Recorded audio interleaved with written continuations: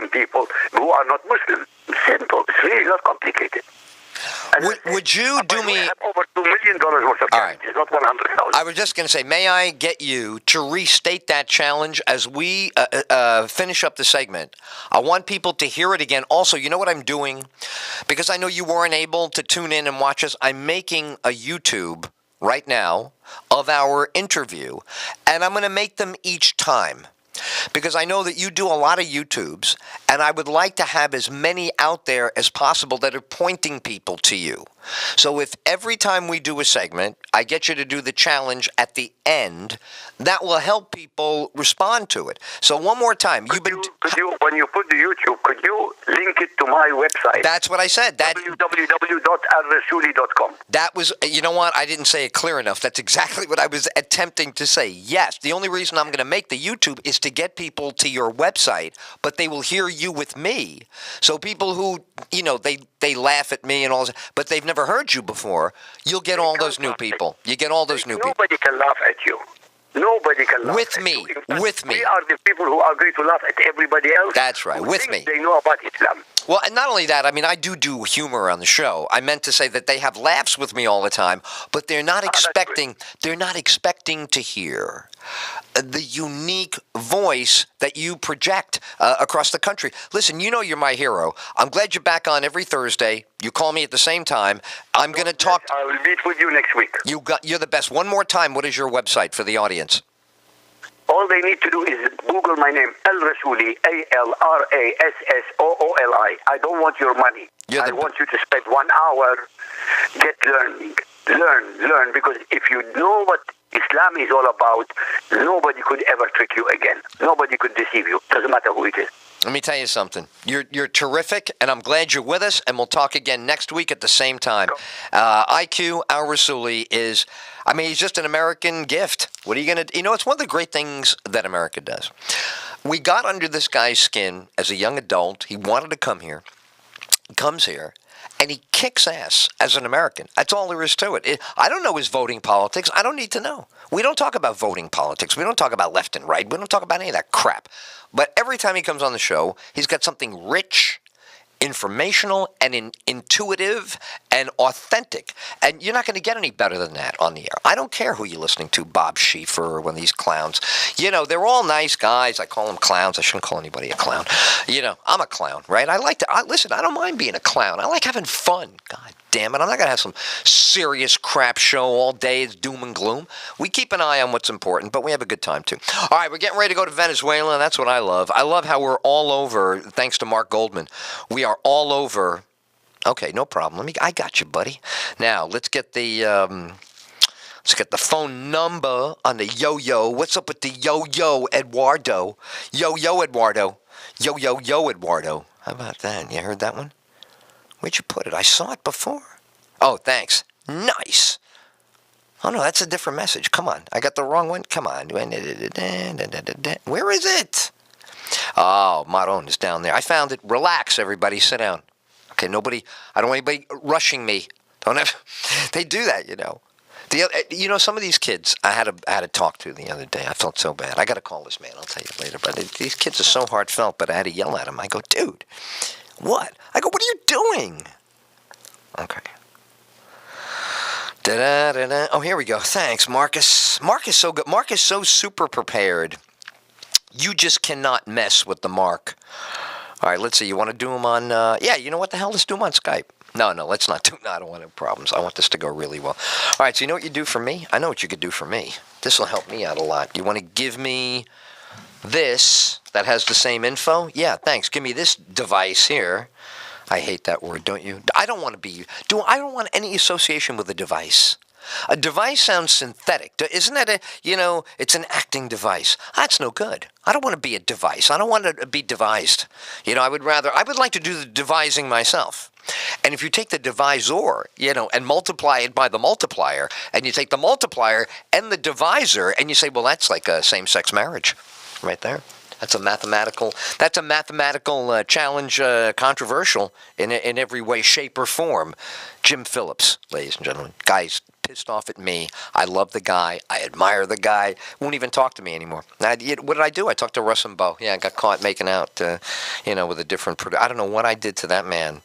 He used to let me call him on the holidays. I say he used to call me. He didn't call me. But he would let me call him. In other words, he would come to the phone. It's like calling Orson Welles. All right, look, enough of this. Could you get, where'd it go? You lost your Gmail? Come on. Hey, I got to start doing an endorsement for this frickin' thing. Look at this little bastard. Look at it. Can you get a shot of that? I don't know if you can get a shot of the lettering on that. That is one badass. All right, call the man. Move over. Let the man come through. Let the man come through. Move over. Let the man come through. Let the man. I love these things, man. I love this tablet now. I can't believe how I hated all of this stuff and how it's easy. So let the man come through. Where is the? Oh my God! It's just. It's so mentally challenging to be alive. You think, you see a guy like Philip Seymour Hoffman, you go, he's cruising now. He's just hanging out. Everybody's saying big, nice things about him. But, honestly, he's not doing anything. He was done. He was finished out. Come on. There it is. All right, beautiful. This gentleman is a congressman in the legislature at one point. Let me get him on the line. Cooking. What'd you do with it now? Open it. Sesame. There you go. Oh, so we have two numbers. Excellent. So we're getting through no matter what. We got the lock on. All right. You want to get me a screen so I can put the number in? Here we go. Let the man come through. Oh, thank you for muting that. Well, it's the first time you ever muted the phone on the air. Do you know that? That's a big achievement for an intern, to mute the phone. Wow. Do you hit the mute button all by yourself? That is incredible. Where'd it go? Oh, it's ringing? All right, turn it up, Freddie. Oh, all right, fine. All right, he's probably busy. We'll get him. Making a lot of noise. All right, now, you want to get rid of that. You want to start over. And let's be easy now. You ended it right here. Let's try it one more time. Then we got a second number, but that was what they call a quick busy. You know what that can mean? All circuits are busy. That's not him. It's the circuit that they connected us on. How did they get the iPhone calls to go? What did they use? Why is it so special to have a... They say the reception is better or something. But I said, doesn't that matter the carrier? Oh, here we go.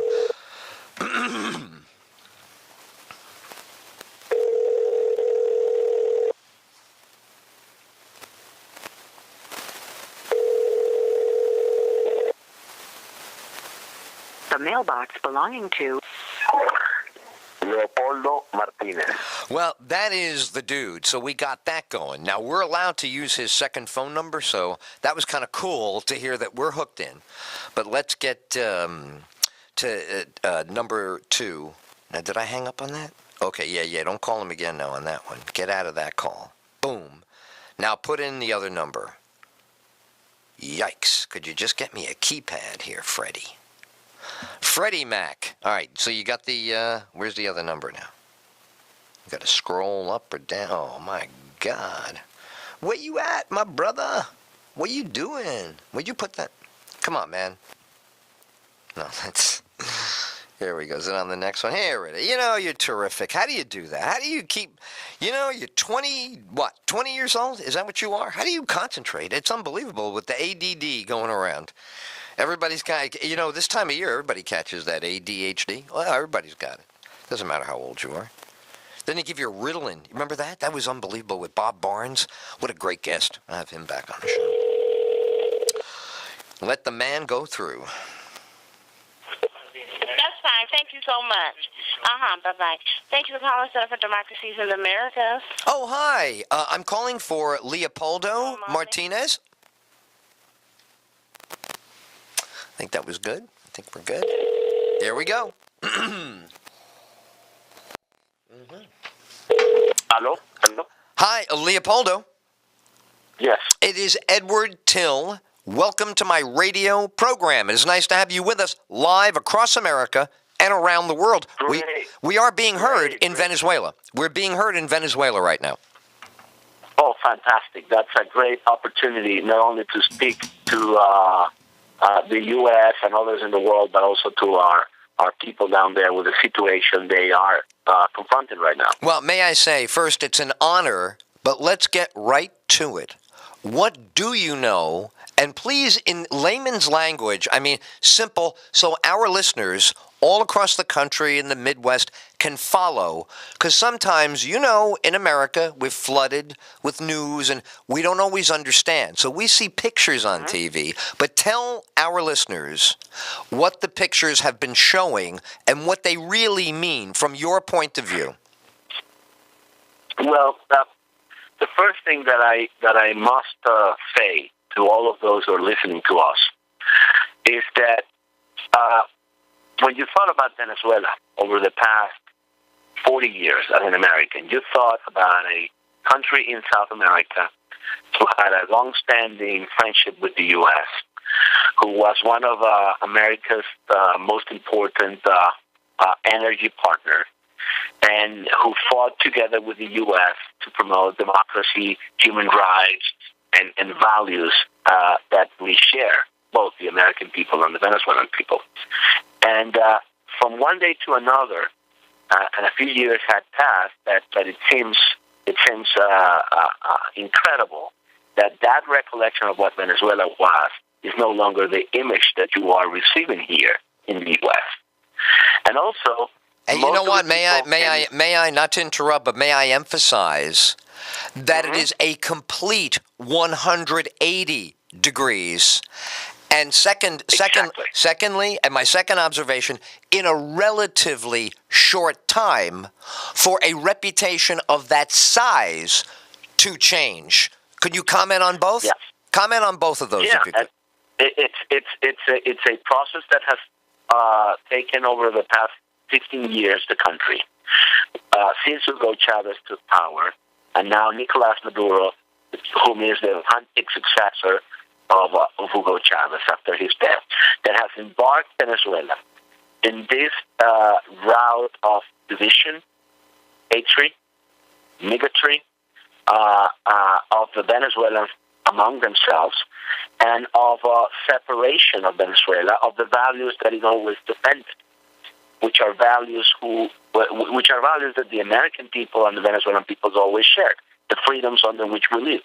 We have taken an incredible departure of that scenario to where we are right now, where we are seeing violations of human rights, students in prison just for the fact of being in the streets demanding a rectification, a reconciliation, a change of path in Venezuela.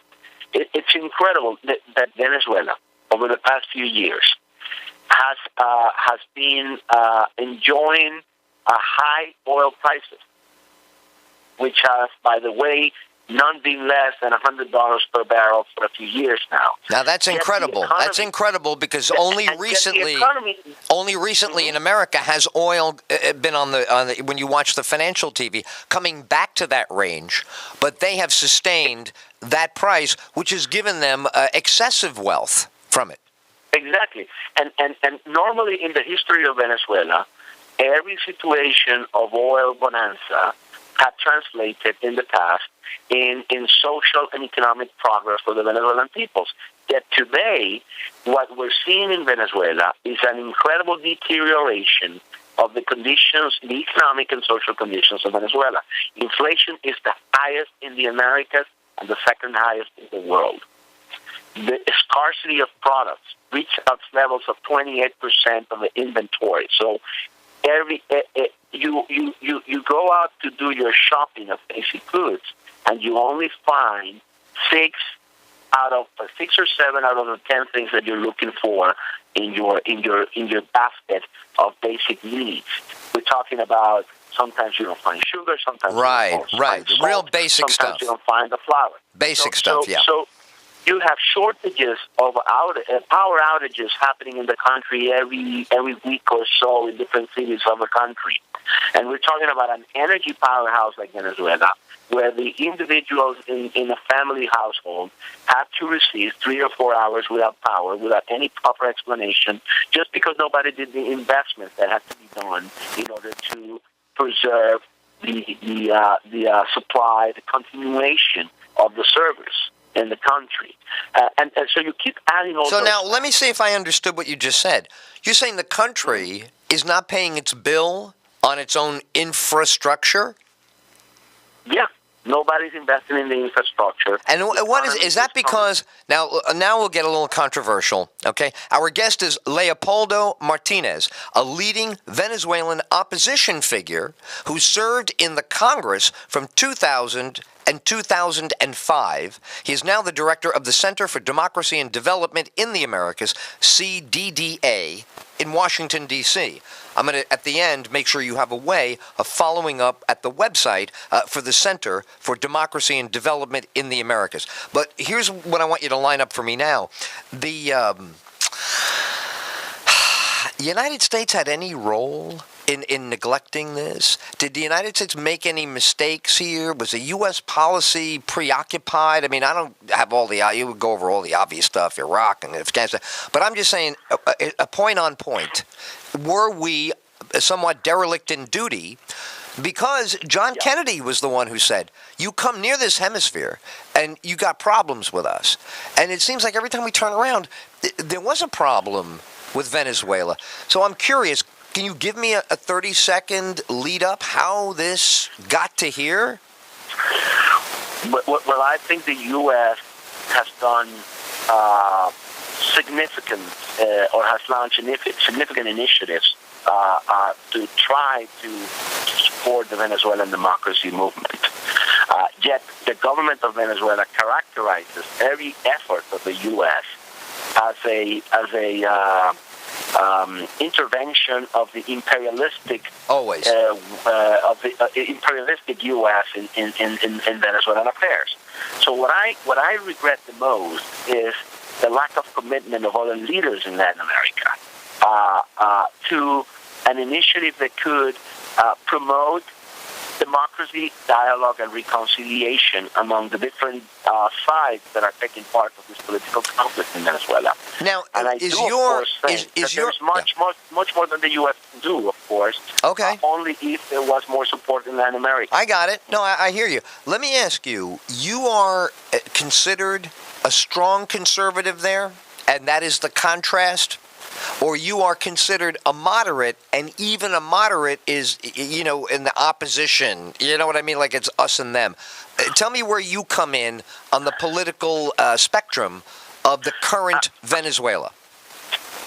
I mean, I would be one of those because I've always been close to the, we'll say, social democratic movement in Venezuela.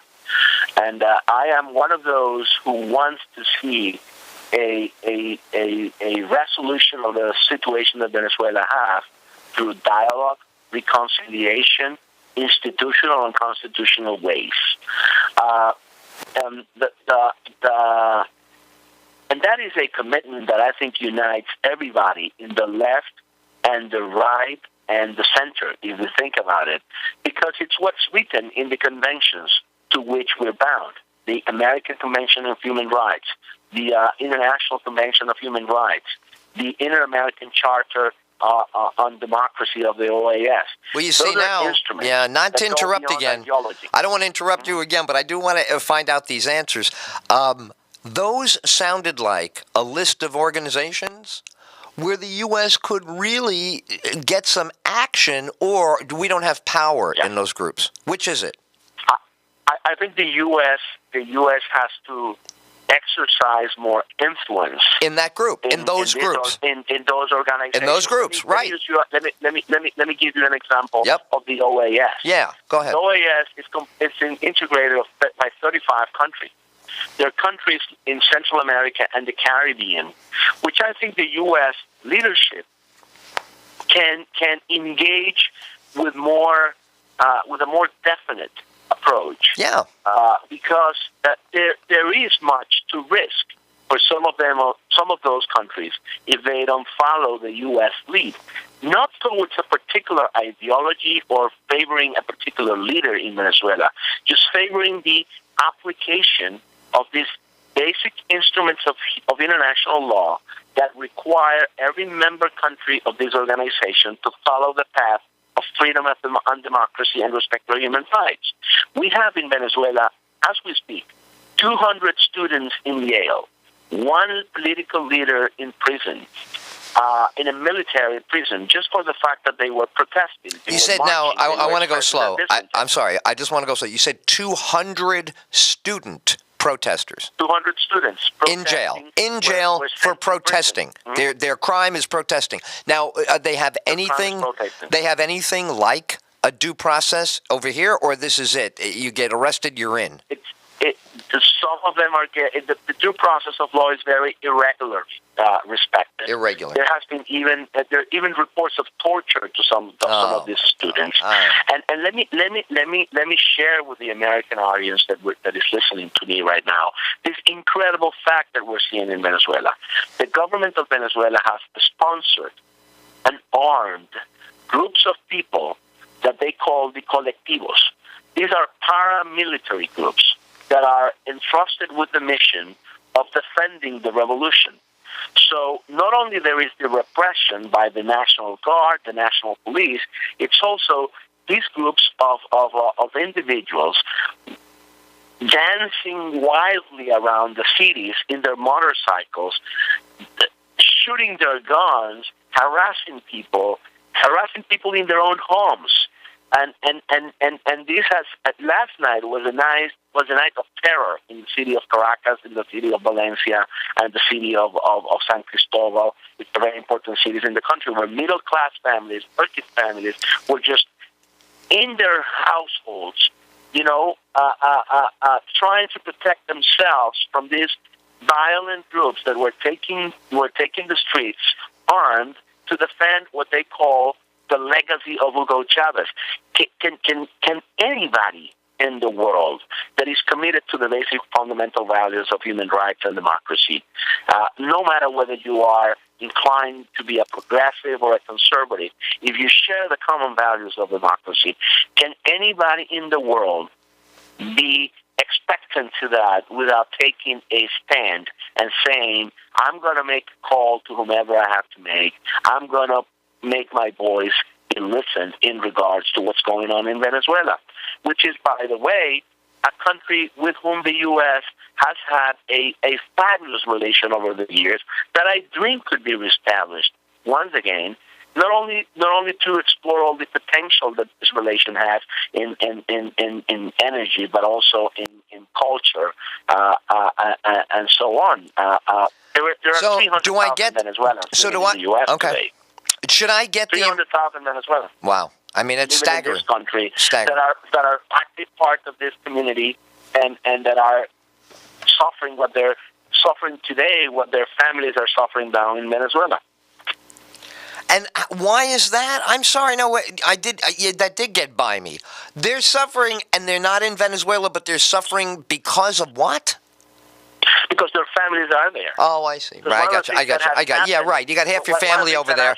Right. Yeah, how are you going to feel? Right. Now I got it. There's an incredible emigration that has taken place. Now I got it. Just because the fact of violence and lack of opportunity, people have to come to the U.S., but they wish to be there. They have their brothers and sisters or their parents out there.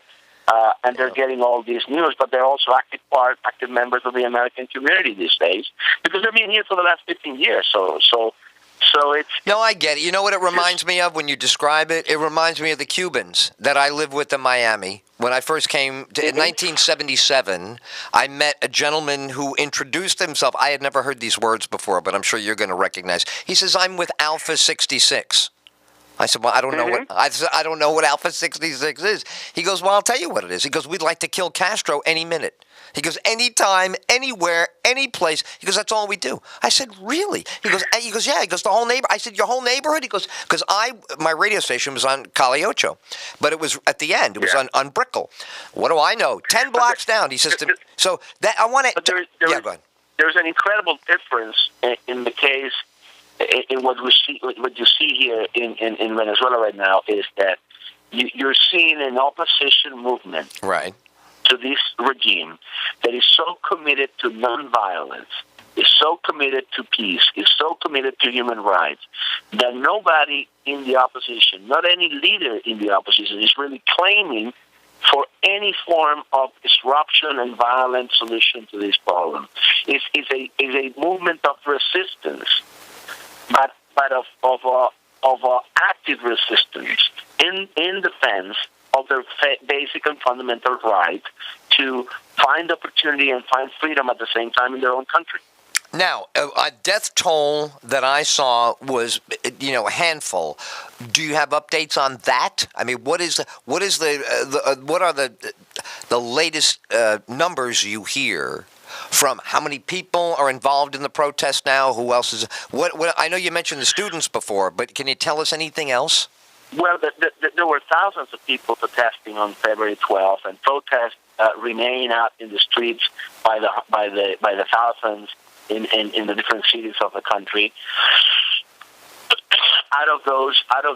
Now, what about this gunfire? Is this gunfire been the government shooting on them, or has it just been citizens? This gunfiring is the repression from the National Guard, the National Police against the people, and it's also the colectivos, which are these paramilitaries. Those are the guys sticking up for Chavez, right? So they're kind of like vigilantes. They're vigilantes, right? The colectivos, vigilantes. But I want to clarify. I just want to clarify what you said a moment ago. You believe, or there's evidence to believe, that the current government is actually firing on the people, and this is where the handful of deaths, they say 3. There's plenty of evidence to that. Wow. You just have to go on YouTube. All right, Leopoldo, and just Google that, and you're going to find hundreds of videos I'm looking. Showing that's what I'm doing. Brutality, repression, and firing against their own people. Yeah. I'm looking at it while we're speaking. Listen, the clock went way too fast on us. May I invite you to come back and talk more with us as things progress? Anytime. Maybe we'll have a better story. Maybe the news will get a little better. You know what? As we leave, you sound like a very hopeful, passionate man. Yet, are you outnumbered down there? I'm sorry, what was that part? Oh, I said, you said you sound very passionate in your cause. I said, are you outnumbered, or are the numbers coming your way, people who agree with you? I don't lose hope, and I think our numbers are showing. We have a very specific measure of where we're standing, and we know today that the majority of Venezuelans do represent the movement, or do are part of the movement that we represent. And I'll tell you why. Nicolas Maduro was handpicked to be Hugo Chavez's successor in an election, a special election that was held on April 2013, where Enrique Capriles, currently the governor of the state of Miranda, won that election, and the government did not recognize his victory. The government claimed to be the winner in that election with only a 1% difference favoring Maduro. So at the most, we are at least we are divided 50-50, but I am sure that we are pretty much more than 50% of the Venezuelans following our movement. It's just a question of time that we will accumulate the forces to defeat this regime of repression and violence in an electoral process, which unfortunately there's no one next door, but there will be parliamentary elections in 2015 in Venezuela, and we're hoping that we can accumulate the force and resist what's going on so that we can change that majority that they have in Congress and start making changes out of the legislature that will guide the country through a different path. But in the meanwhile, while we get there, there's much that can be done and that can be expected from the Organization of American States, because there is the Democratic Charter. And the Democratic Charter that bounds all the countries in the OAS, including countries in the Caribbean, Central America, South America, where the U.S. can exercise tremendous influence, can call for a pacific resolution of the crisis and a reenactment of a commitment to democratic values. And I would love to see the leadership of the U.S. and the leadership of other Latin American countries pressing towards the establishment of a dialogue opportunity among the leaders of Venezuela, both in the opposition and in government, to engage in an agenda to reconcile the country and to promote a pacific solution to this process. I mean, we can stop the violence by the use of the instruments of international law that are available in the inter-American system and show every country through the Venezuelan example that you have to stay committed to democratic values. And that is something that is, by the way, many countries, both Venezuela and the U.S., because Venezuela and the U.S. were promoters of democracy all over the 70s, all over the 60s in our continent. Wow. And why some of the countries that are now living in democracy in South America and Central America that owe too much to the efforts of Venezuela and the U.S. in the 60s and in the 70s do not come back and gather around the U.S. in an exercise of leadership that will put Nicolás Maduro and his regime in where it has to be. I think you need I think it's a call for action to everyone committed to values. No doubt. But I tell you what, now this is my opinion, all right? I'm not going to try to paint you in a corner, but this is just me talking out loud. I think you're going to need a big president like Reagan. You're really going to need a big figure. You're going to, in the modern day, have a real great figure, be able to reach to China, reach to the Middle East, and get South America back in the game. South America has been, I believe, neglected. I said this to you at the outset. Listen, you know what? I agree with you. You know something? You know something? You and I are going to... That size of leadership. It is. That magnitude. You and I are going to go out for espresso one day when I'm in D.C., okay? We'll go out and get a little cafe. In the meantime, I'm going to invite you back on the show because you're an inspiration to us. America needs to hear you, and we're grateful for your time today. And I am grateful for the time you're giving me and the opportunity to reach out. I'm looking forward to the possibility of meeting with you here in Washington, D.C. We're both freedom fighters, and most of the people who are listening to us are freedom fighters.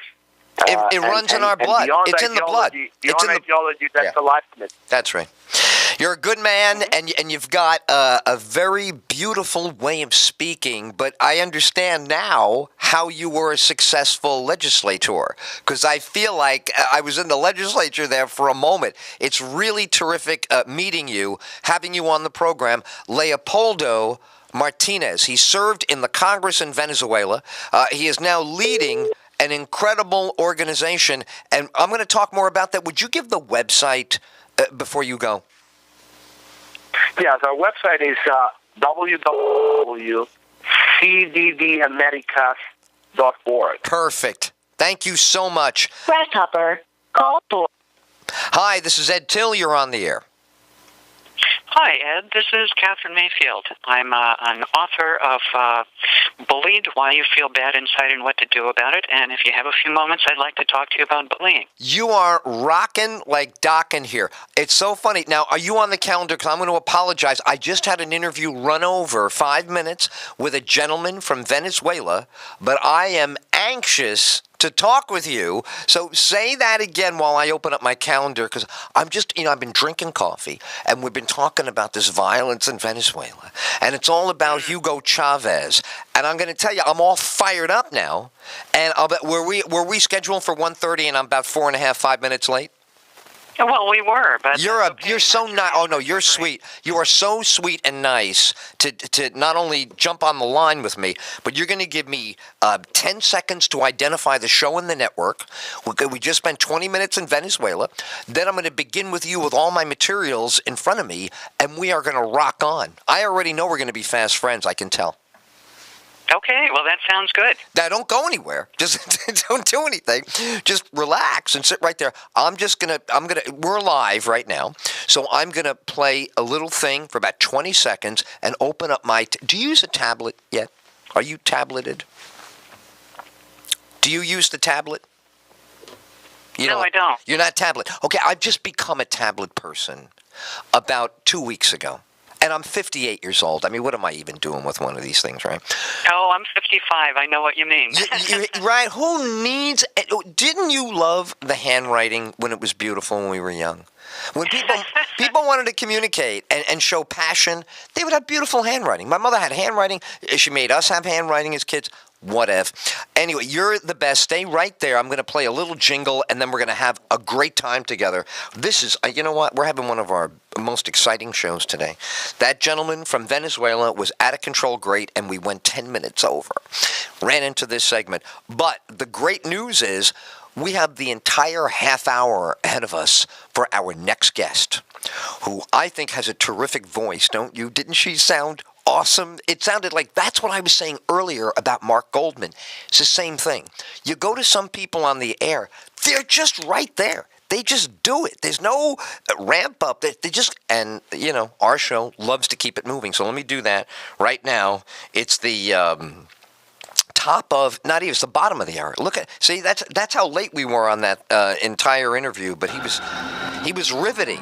You know, Venezuela is blowing up. They have all this oil, right? We used to have a great relationship with them, and then this crazy guy got in. And now what's going on is they're rigging elections left and right because the vigilantes... Is this your handiwork? I guess. They want to revive the Chavez era. This is something so great to them. Deep recesses of the American All right, we're going to meet our guest in just a moment. It's the Ed Tyll Show, Monday through Friday, 9 a.m. to 3 p.m. That's Eastern, across the country and around the world. It's crazy. It's madness. I mean, people are getting ravished out there. This is the Ed Tyll Show. The Ed Tyll Show. Come on, everybody. Ed Tyll, Ed Tyll. Come on, everybody. Ed Tyll. Come on, everybody.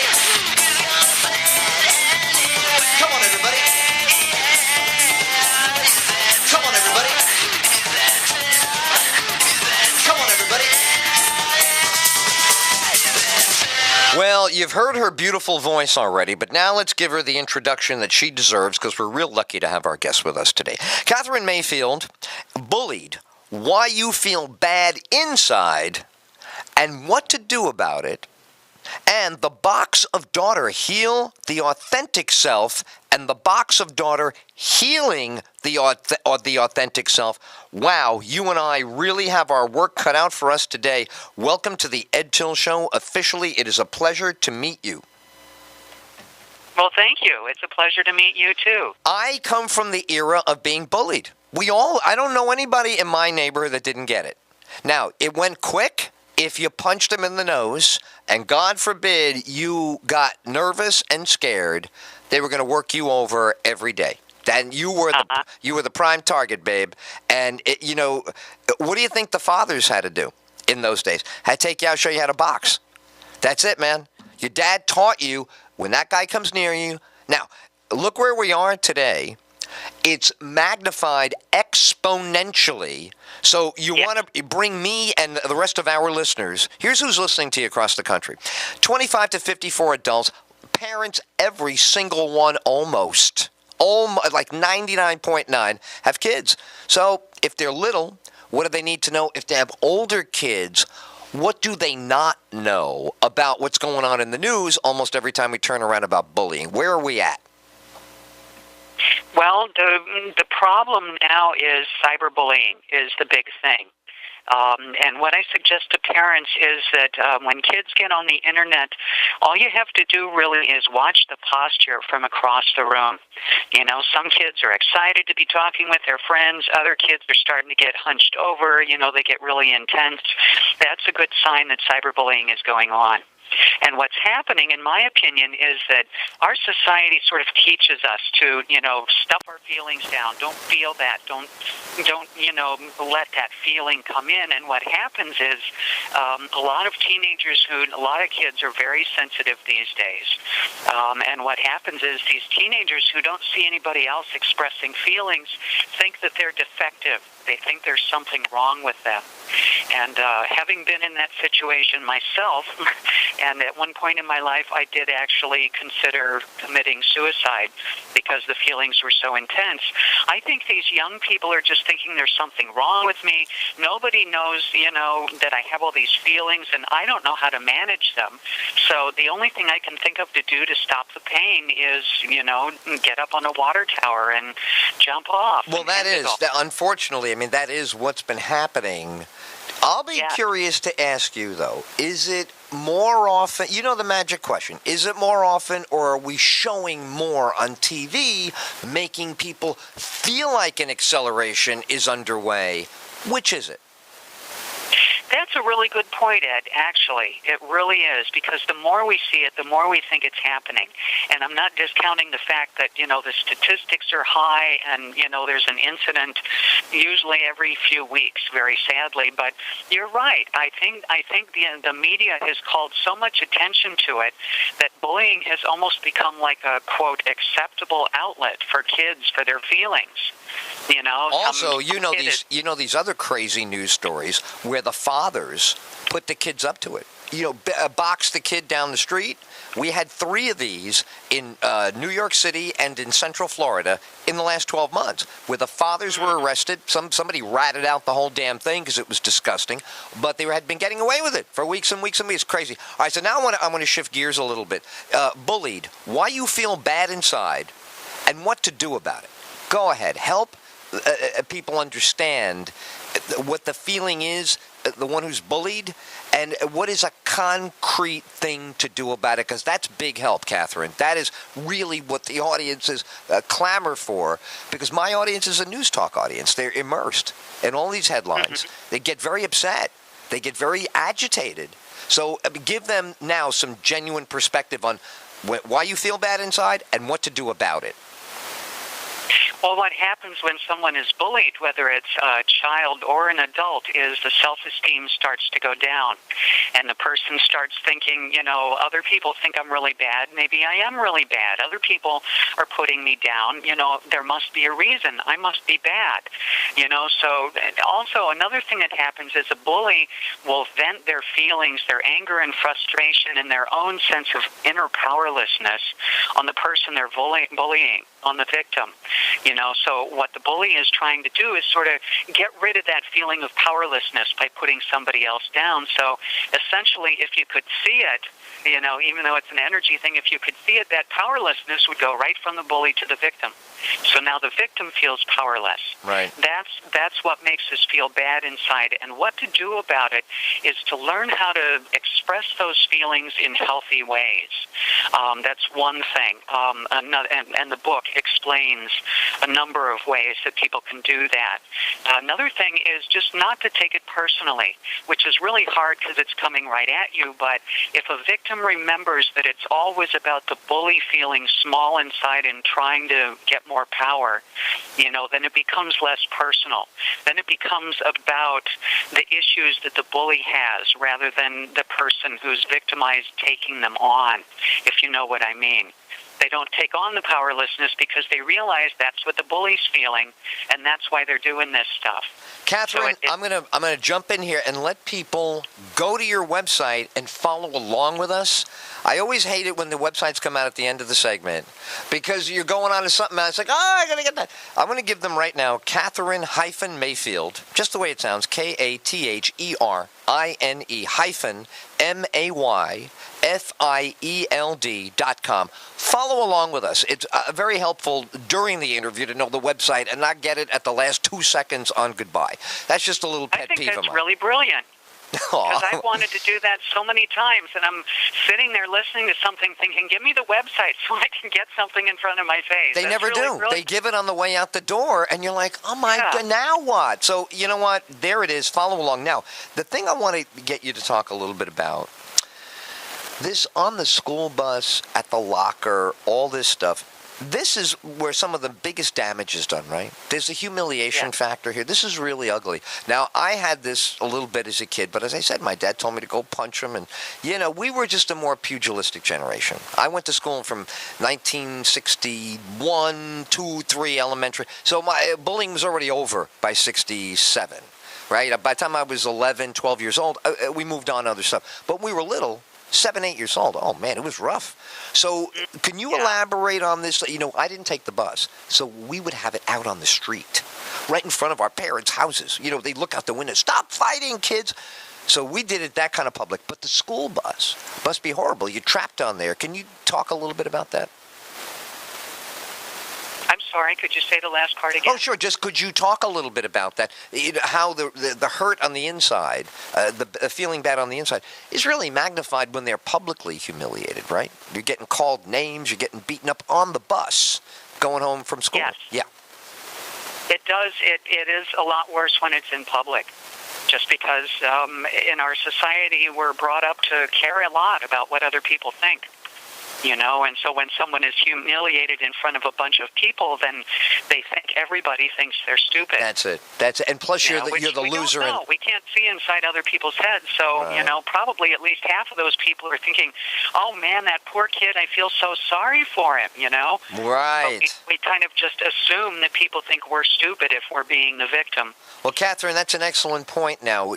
Are we teaching any of that in school? Is there any propaganda for, I'm deliberately using that word as, out of context. But you know what I mean. A good rep coming out for, hey, chime in.